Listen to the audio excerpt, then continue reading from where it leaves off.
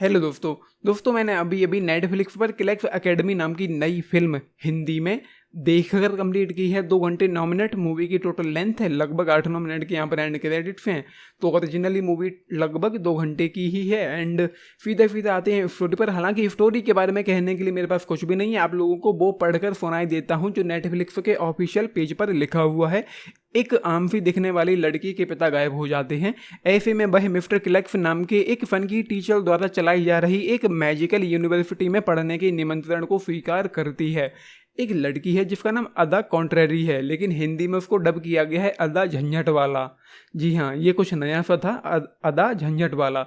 उसके पिता लापता हैं, उसने अपने पिता को शायद कभी नहीं देखा है, ऐसा हमको जानने को मिला है मूवी में कि उसने अपने पिता को कभी भी नहीं देखा है। एंड वो अपने हर बर्थडे पर अपने पिता के लिए एक मैसेज रिकॉर्ड करती है, शायद वो कभी आकर पढ़ेंगे। तो मैं सोच रहा था कि हमको इस मूवी में ये देखने को मिलेगा कि वो अपने पिता के बारे में कुछ पता लगाती है, मतलब उसके पिता क्यों गायब हैं, क्या है। ऐसा तो कुछ भी नहीं होता एंड ये मूवी बस चलती जाती है एंड उस दुनिया में जाती है जहाँ पर वो क्लैक्स एकेडमी है।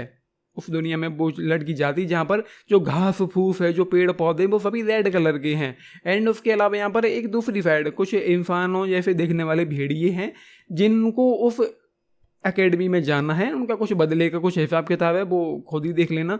तो भाई मूवी शुरू होती है एंड लगभग आधे घंटे की मूवी निकल गई, तब जाकर मुझे पता चला कि ये मूवी फेबिन प्लस की कैटेगरी में रखा गया है। मैच्योरिटी रेटिंग फेबिन है, शायद पौने घंटे की निकल गई होगी, मतलब मुझे तो पता ही नहीं है। हाँ, लगभग आधे घंटे की मूवी निकल जाती है एंड उस दौरान तक मैं इस मूवी में इन्वेस्ट ही नहीं हो पाया।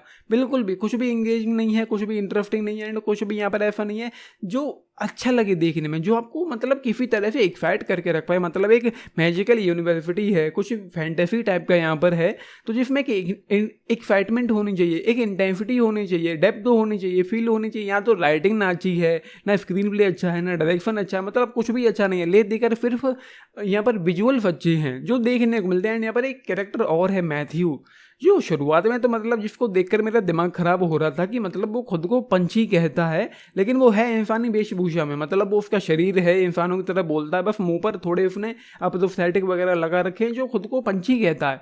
एंड उसको देखकर मुझे गुस्सा आ रही थी। एंड इस मूवी को देखने से पहले अगर मुझे पता होता कि मैच्योरिटी रेटिंग फेबिन है, मैं कभी इस मूवी को नहीं देखता। एंड ये पहली बार है जब किसी ऐसी शो या मूवी को मैं रिव्यू कर रहा हूँ, किसी ऐसे कंटेंट को मैं रिव्यू कर रहा हूँ जिसकी मैच्योरिटी रेटिंग फेबिन है। जो बच्चों के लिए बने हैं उनको मैं कभी देखता ही नहीं हूँ एंड देखना तो छोड़ो, रिव्यू ही नहीं करता हूँ।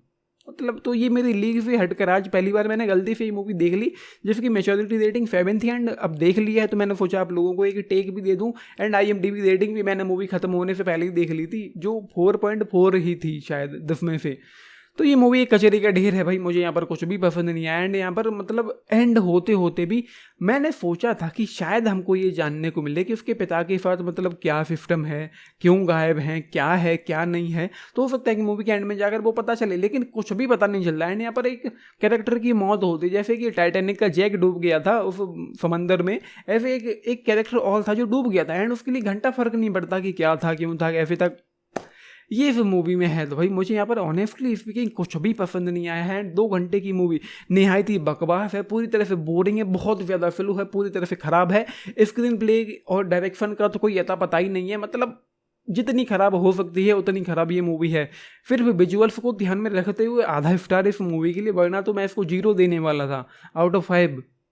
तो ये है मूवी, बाकी मैं तो क्या ही कहूँ। एंड जब वो एक जो बदले वाली कहानी थी, जो भेड़ियाओं की थी, जो भेड़िए मतलब इंसानी रूप में जो थे, उनका क्या था वो भी यार कुछ उतना अच्छा नहीं है, मतलब कोई एक्साइटमेंट नहीं है इस फिल्म में।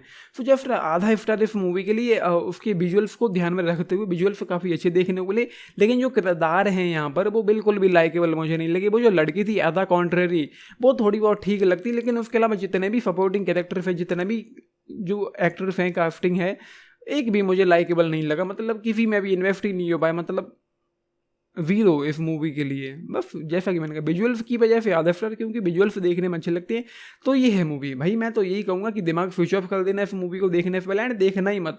फिर बच्चों के लिए ये फिल्म है, बच्चों को ही देखनी चाहिए जिनकी एज वही 8-10 साल होगी, जिनके पल्ले कुछ भी नहीं पड़ता, बस टाइम पास करना है उन लोगों को। एंड वो देखकर हंसेंगे, तालियां मारेंगे, उनका टाइम पास हो जाएगा। तो ये है, छुट्टियों का टाइम है, बच्चों को दिखाना है दिखा दो, वरना छोड़ दो। ये कचरे का ढेर है मेरी नज़र में, और कुछ भी नहीं। आपने मूवी देखी है जरूर लिख के बताना आप लोगों को ऐसे मूवी पर क्या टेक है। बाकी लाइक शेयर सब्सक्राइब भी करना चैनल को, वीडियो को। And this is Nitish, thank you.